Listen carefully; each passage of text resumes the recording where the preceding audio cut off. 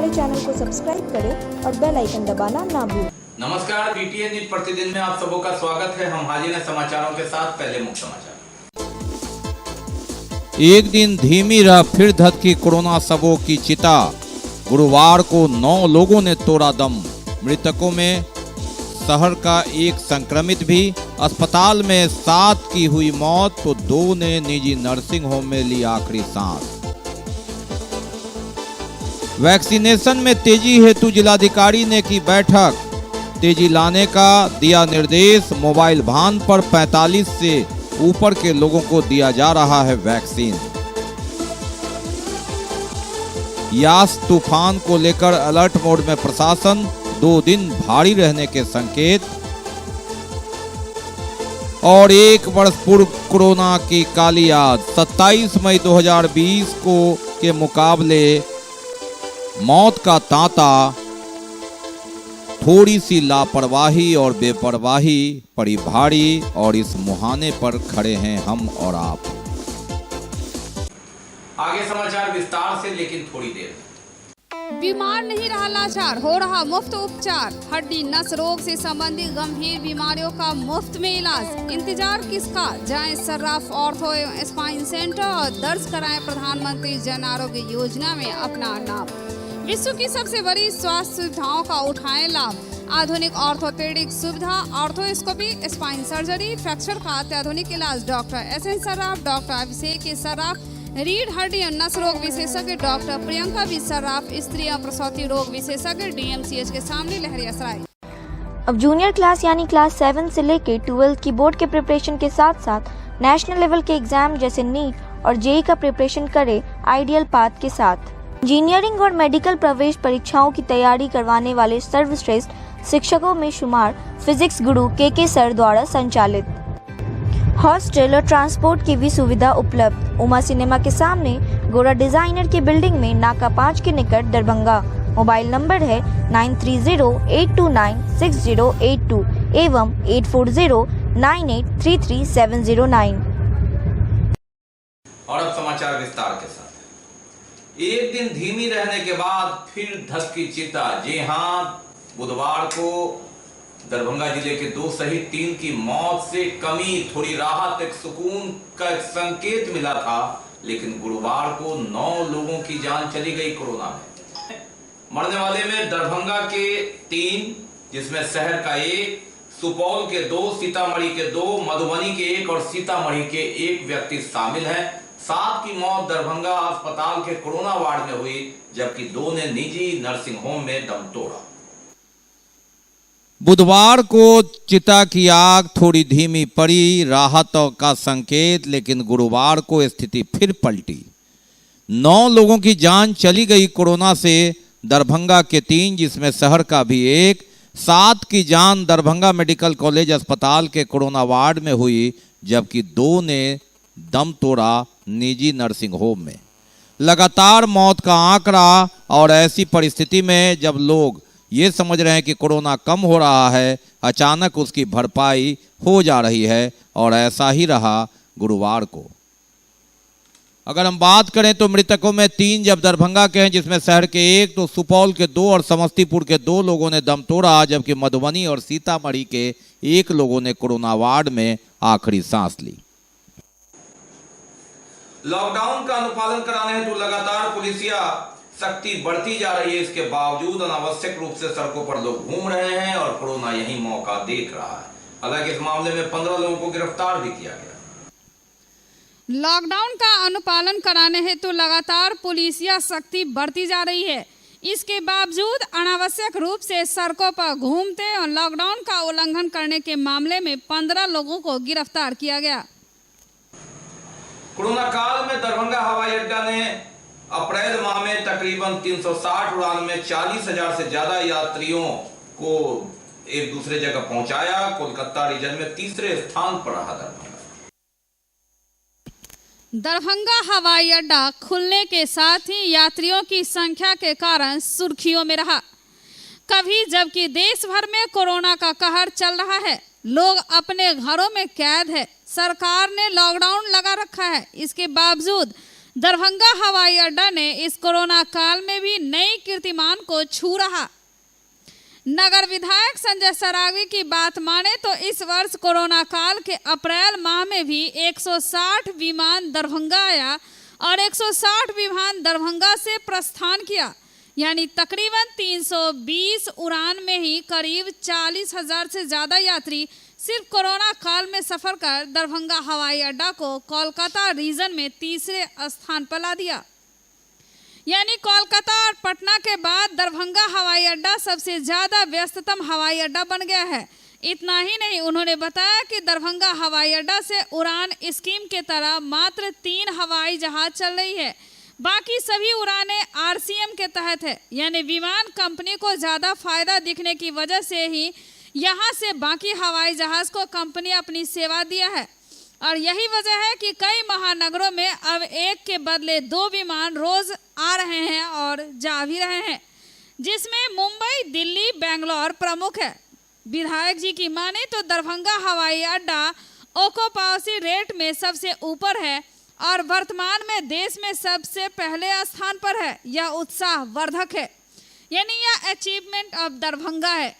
विधायक संजय सरावगी जी की बात माने तो प्रधानमंत्री नरेंद्र मोदी ने दरभंगा को बहुत बड़ा सौगात दिया है। इससे इलाके का काफी विकास होगा। साथ ही दरभंगा हवाई अड्डे के भी जल्द और विस्तार करने की योजना है। यात्रियों की भारी दबाव को देखते हुए बिहार सरकार ने केंद्र सरकार को पत्र लिखकर इसे अंतर्राष्ट्रीय हवाई अड्डा बनाने के साथ साथ विकसित करने की बात कही है। 6 महीना में 2.25 लाख लोगों ने यहाँ इसका लाभ लिया है और अप्रैल माह में जो कोरोना का समय में भी ये सफलतम एयरपोर्ट में से अप्रैल माह में 6 माह में सबसे ज़्यादा विमानों की आवाजाही अप्रैल माह में हुई है। 160 लैंडिंग है और 160 टेक ऑफ है, मतलब 320 फ्लाइट जो है यहाँ से पूरे माह में चली है और 40,000 से बेसी लोग, लगभग 43-44 हज़ार लोग अप्रैल माह में इस एयरपोर्ट का लाभ लिए। तो आप समझ सकते हैं कितना सफलतम एयरपोर्ट में से है। कोरोना में भी ये पूरा सफल रहा है। हाँ, कोरोना का मैं बात कर रहा हूँ। अप्रैल में कोरोना था, कोविड था और तब सबसे ज़्यादा उड़ान कोरोना में 160 फ्लाइट लैंडिंग हुई है, 160 फ्लाइट टेक ऑफ हुआ है। लगभग 45,000 से ऊपर लोगों ने इसका लाभ लिया अप्रैल माह में। तो निश्चित रूप से यह सफलतम एयरपोर्ट आने वाले समय में और ज़्यादा फ्लाइटें उड़ेगी और टर्मिनल भी नया बनेगा। हवाई पट्टी को भी बढ़ाने की योजना है। तो जल्दी ही यह अंतर्राष्ट्रीय हो जाएगा। हम लोगों की भारत सरकार को इस पर विचार करना चाहिए। बिहार सरकार ने लिखा है, माननीय मुख्यमंत्री जी ने भी पत्र लिखा है सिविल एविएशन मंत्री जी, इसको जो है अंतर्राष्ट्रीय हवाई अड्डा के रूप में इसको तब्दील किया। और बात करते हैं कोरोना के काली याद की। जी हाँ, 27 मई 2020 हम कहाँ थे। 50 की संख्या पार करने के बाद परेशानी थी कि कोरोना कहीं फैले नहीं। वर्तमान स्थिति की 9,500 की संख्या छूने के करीब है। 250 मौतें हो चुकी है। 400 से ज्यादा सब कोरोना वार्ड से निकल चुका है। ये वो यादें हैं जिसे याद करके अब भी संभलने की जरूरत। हमारी लापरवाही, बेपरवाही ने 27 मई 2020 से 1 वर्ष बाद, वर्ष बदलने के बाद स्थिति बद से बदतर कर दिया। इसके लिए हम और आप शायद स्वयं जिम्मेवार हैं, क्योंकि कोरोना तो साइड हो रहा था, हम ही भूल गए। कोरोना हारा नहीं था, वह देख रहा था हमारी लापरवाही और उसने अटैक किया दूसरे रूप। और बात करें कोरोना की काली याद की, 27 मई 2020 की, जब 50 की संख्या में ही पॉजिटिव था और आज इसके आंकड़े 9,500 के पार कर गया है। मौत का आंकड़ा उस समय शून्य चल रहा था, जबकि अभी 250 के करीब मौत का आंकड़ा हो गया है और कोरोना वार्ड से 425 लाशें निकल चुकी है।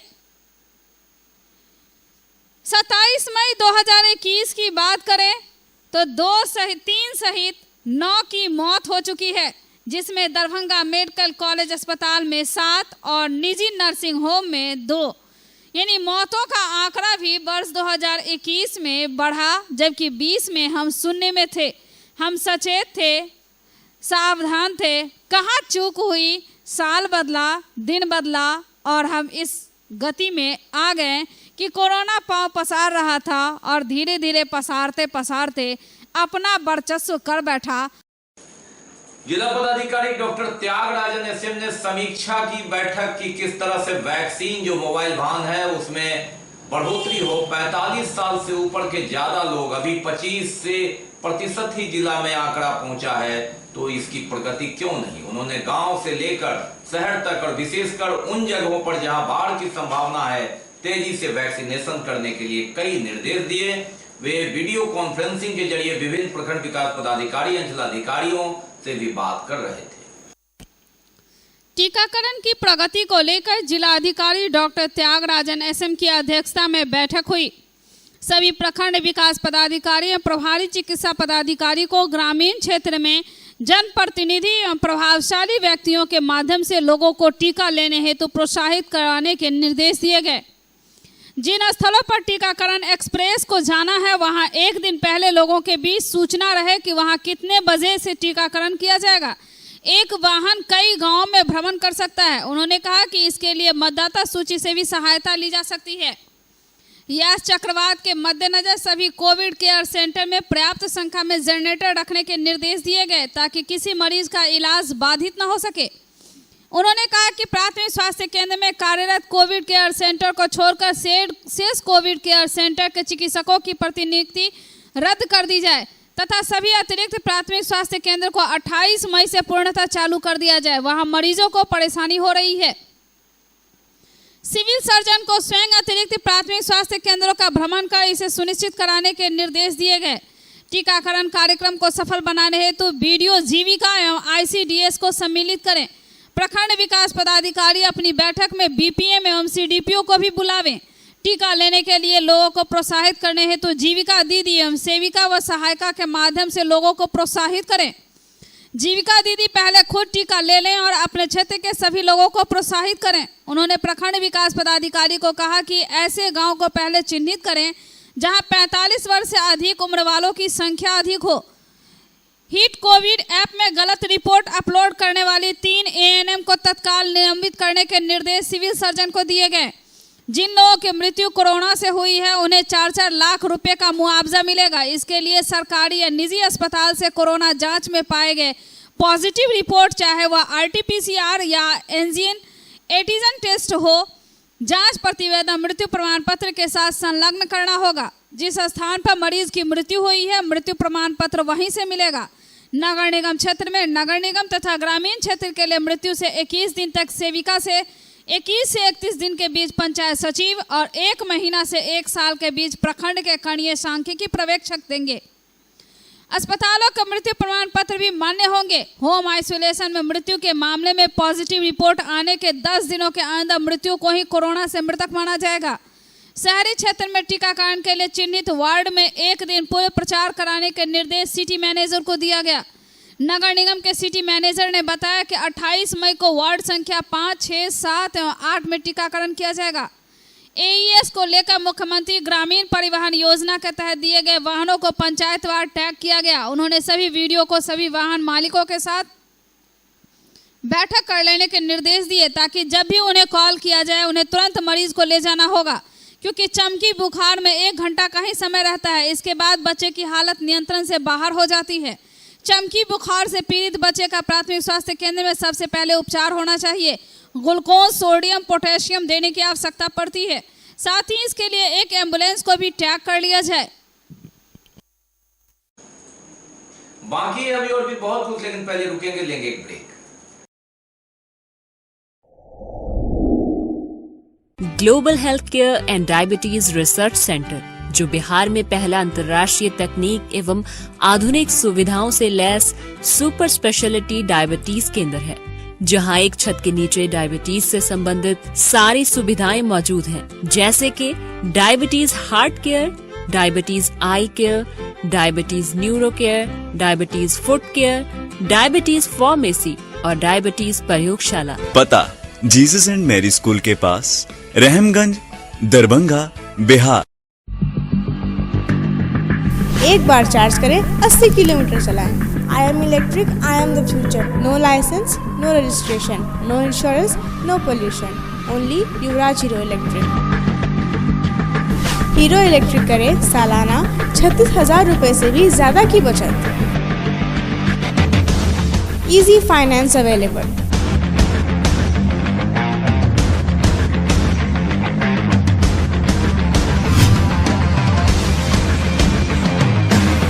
हीरो इलेक्ट्रिक की बैग 37,000 से लेकर के 96,000 तक नई नई मॉडल उपलब्ध है। एक बार अवश्य पधारें।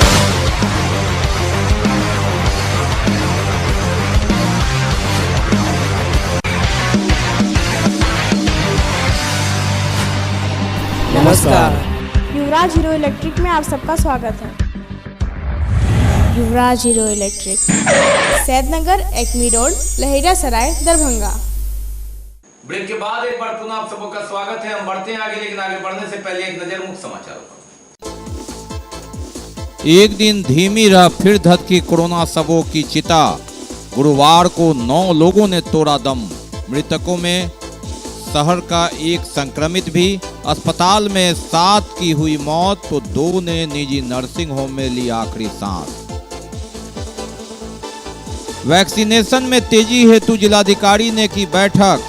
तेजी लाने का दिया निर्देश। मोबाइल वाहन पर 45 से ऊपर के लोगों को दिया जा रहा है वैक्सीन। यास तूफान को लेकर अलर्ट मोड में प्रशासन। 2 दिन भारी रहने के संकेत। और 1 वर्ष पूर्व कोरोना की काली याद। 27 मई 2020 को के मुकाबले मौत का तांता। थोड़ी सी लापरवाही और बेपरवाही पड़ी भारी, और इस मुहाने पर खड़े हैं हम और आप। चक्रवाती तूफान यास को लेकर जिला आपदा प्रबंधन विभाग किसी भी आपात स्थिति से निपटने के लिए जुटा हुआ है। सभी प्रखंड से लेकर जिला स्तर तक के पदाधिकारियों को स्थिति पर नजर रखने के लिए कहा गया है। चक्रवाती तूफान यास को लेकर जिला आपदा प्रबंधन विभाग किसी भी आपात स्थिति से निपटने की तैयारी में जुटा है। सभी प्रखंड से लेकर जिला स्तर तक के पदाधिकारियों द्वारा स्थिति पर नजर रखी जा रही है। इसके लिए एक नियंत्रण कक्ष भी चालू किया गया है जो 24 घंटे चालू है, और अंचलाधिकारी को भी इसके लिए निगरानी बनाई गई है ताकि वह प्रत्येक स्थिति पर नजर बनाए रखें। यास साइक्लोन को लेके व्यापक स्तर पर तैयारियां की जा रही हैं। आपदा प्रबंधन विभाग पटना के ऐसे हर 3 घंटे पे फॉलो किया जा रहा है कि हमारे प्रखंडों में क्या स्थिति है। हमारा कंट्रोल रूम 24 घंटे कार्यरत है। हम लोग निरंतर अंचल अधिकारियों के माध्यम से जानकारी ले रहे हैं कि हर जगह क्या स्थिति है और उससे पटना को अवगत करा रहे हैं। दूसरे लेवल पे जब यास साइक्लोन की सूचना के आते ही हमारे जिला पदाधिकारी महोदय के आदेश से 24 घंटे आपातकालीन संचालन केंद्र कार्यरत कर दिया गया है, जिसका नंबर 06272 24 50 55 है। इस नंबर का प्रचार प्रसार भी किया गया है अखबारों के माध्यम से, ताकि किसी को भी किसी प्रकार की भी समस्या हो तो इस नंबर में 5 हंटिंग लाइन है, इन पे कॉल आएगा तो 24 घंटे कार्यरत है, हम लोग उसे तुरंत टेकअप करेंगे। इसके अतिरिक्त जैसा हम सभी जानते हैं साइक्लोन में बिजली की पे भी असर पड़ने की संभावना रहती है, तो कार्यपालक अभियंता बिजली के स्तर से भी अपना कंट्रोल रूम चालू किया गया है। प्लस अगर हमारे कंट्रोल रूम में कोई भी सूचना आती है तो हम लोग तुरंत उसे कार्यपालक अभियंता विद्युत विभाग को सूचित करेंगे। और तूफान का असर देखने को मिला, हालांकि बारिश की रफ्तार धीमी रही। चक्रवाती तूफान यास का हल्का असर दरभंगा में भी देखने को मिला। हालांकि 27 को इसका असर उतना नहीं रहा, बारिश भी उतनी तेज रफ्तार नहीं रही। 28, 29, 30 ये 3 दिन मौसम वैज्ञानिक की माने तो 3 दिन कहा गया है कि सचेत रहें, सावधान रहें, क्योंकि हवा की रफ्तार अभी 30 है, लेकिन 40 से 45 भी इसकी हो सकती है। और इसी रफ्तार में बारिश भी होने की संभावना है। तेज गरज, ओले और उसके साथ ही बिजली गिरने की भी संभावना जताई जा रही है। चक्रवाती तूफान यास को लेकर क्या तैयारी की गई, इसकी समीक्षा उप मुख्यमंत्री रेणु देवी ने की गया है। हमारे यहाँ 15 एनडीआरएफ की टीम है, 15 हमारे एसडीआरएफ की टीम है, जिसमें 12 जिलों में डिप्लॉयमेंट कर दिया गया है। वहीं पे हैं 3 हमारे बिहटा में है, 15 में हमारे 3 बंगाल और उड़ीसा गए हैं, 12 यहाँ हैं। और सारी जैसे बिजली विभाग है वो भी कल साथ में जुड़े हुए थे, बिजली विभाग भी सारा अलर्ट है, स्वास्थ्य विभाग भी अलर्ट है। और इस तरह से सारे विभाग अपने अपने कर्तव्यों का पालन करेंगे। कहीं भी अगर कुछ होता है तो तुरंत वहाँ 2 घंटे में हर चीज करके बहाल कर दिया जाएगा। हमारा आरसीडी भी है कि 6 घंटे के भीतर हम पूरी रोड कभी जाम लगने नहीं देंगे। तो इस तरह की जितनी तैयारियां होती है और पहले से अलर्ट किया गया है कि जिस जिले में जैसे नेपाल की तरफ में जो पहाड़ है हिमालय उसे क्रॉस करने वाली है, तो पश्चिम चंपारण है, मधुबनी है, मुजफ्फरपुर है, इधर पटना है, बगल में अरवल है। उस तरह से बहुत सारे ऐसे जिले हैं जो उससे अछूते नहीं हैं। तो इसलिए उसके लिए सारी तैयारी माननीय मुख्यमंत्री जी द्वारा हो गई है और हम सभी लोग मिलकर उससे तैयार हैं। उसे लड़ने के लिए सभी विभाग हमारा अलर्ट पे है, कहीं भी कोई परेशानी हमारी जनता को नहीं है। एक फाइनेंस कंपनी के कर्मी से अपराधियों ने लूट की घटना को अंजाम दिया था 1 दिन पहले और 2.25 लाख रुपए की लूट हुई थी। अब तक अपराधी गिरफ्त से बाहर है। भारत फाइनेंस कंपनी के 2,25,000 रुपए की लूट की घटना बुधवार की दोपहर बाद घटी। बताया जाता है कि अपाची मोटरसाइकिल से 3 लुटेरे आए थे और लूट की घटना को अंजाम देकर किलाघाट भीगो के रास्ते फरार हो गए। सूचना मिलते ही लहरियासराय थाना अध्यक्ष HN सिंह, सदर SDPO अनुज कुमार सहित कई थाने की पुलिस मौके पर पहुंचकर छानबीन शुरू कर दी। भारत फाइनेंस कंपनी के कर्मी नगर थाना क्षेत्र के सुहंकरपुर मोहल्ले से कलेक्शन कर भीगो स्थित कार्यालय जा रहे थे। उसी दौरान घात लगाए 3 लुटेरों ने आंख दिखाकर कर्मी से 2,25,000 रुपए लूट कर फरार हो गए। थाना अध्यक्ष ने बताया कि लुटेरे के भागने वाले रास्ते में लगे CCTV कैमरे को खंगाला जा रहा है ताकि अपराधी की पहचान की जा सके। वहीं भारत फाइनेंस कंपनी के कर्मियों से भी पूछताछ की जा रही है। जिले के बगल के अन्य जिलों में लूट की घटना हो रही थी, जिसको लेकर SSP बाबूराम ने कुछ दिन पूर्व ही सभी थाना अध्यक्षों को आगाह कर दिया था। पुलिस को चकमा देकर आखिरकार लुटेरे घटना को अंजाम देकर चलते बने। जन अधिकार पार्टी लोकतांत्रिक की बैठक राष्ट्रीय महासचिव प्रवक्ता फजील खान की अध्यक्षता में हुई। किसानों के द्वारा आंदोलन के 6 माह पूरा होने पर भारतीय किसान समन्वय संघर्ष समिति ने काला दिवस भी मनाया, साथ ही पप्पू यादव की रिहाई की भी मांग की। जन अधिकार पार्टी लोकतांत्रिक की बैठक पार्टी के राष्ट्रीय महासचिव व प्रवक्ता फजील खान की अध्यक्षता में हुई। किसानों के द्वारा आंदोलन के 6 महीना पूरे होने पर भारतीय किसान समन्वय संघर्ष समिति ने काला दिवस मनाया, साथ ही पप्पू यादव के रिहाई की मांग की। किसानों का समर्थन है। जन अधिकार पार्टी लोकतांत्रिक गरीबों की, मजदूरों की पार्टी है। हम लोग जो किसान 6 महीने से केंद्र सरकार को समझाने की कोशिश कर रही है, भैया हमको आपका कानून नहीं चाहिए, जबरदस्ती मत थोपिए, किसान की आत्महत्या आप करना चाहते हैं, लेकिन केंद्र सरकार इस पर कोई भी ध्यान नहीं दे रही है। किसानों को आज आंदोलन करते हुए 6 महीना हो गया। इस 6 महीने के उपलक्ष्य में जन अधिकार पार्टी लोकतांत्रिक ने किसानों को अपना समर्थन जैसे था वैसे ही आज धरना काला दिवस मनाकर किसानों का समर्थन किया है। और अपने उनके समर्थन के साथ साथ हम लोग जो हमारे राष्ट्रीय अध्यक्ष को जो सरकारी तौर पर अपहरण कर लिया गया है, उनकी रिहाई की भी मांग कर रहे हैं। पथ निर्माण विभाग के कार्यपालक अभियंता पवन कुमार सिंह द्वारा लिखित मेरा मुझ में कुछ नहीं पुस्तक का विमोचन किया गया। पथ निर्माण विभाग के कार्यपालक अभियंता पवन कुमार सिंह द्वारा लिखित मेरा मुझ में कुछ नहीं पुस्तक का विमोचन किया गया। अच्छा है कि राणा ब्रजेश जी का ये पुस्तक मेरे हाथ में है। उन्होंने काफ़ी मेहनत से, काफ़ी लगन से इस पुस्तक को लिखा है।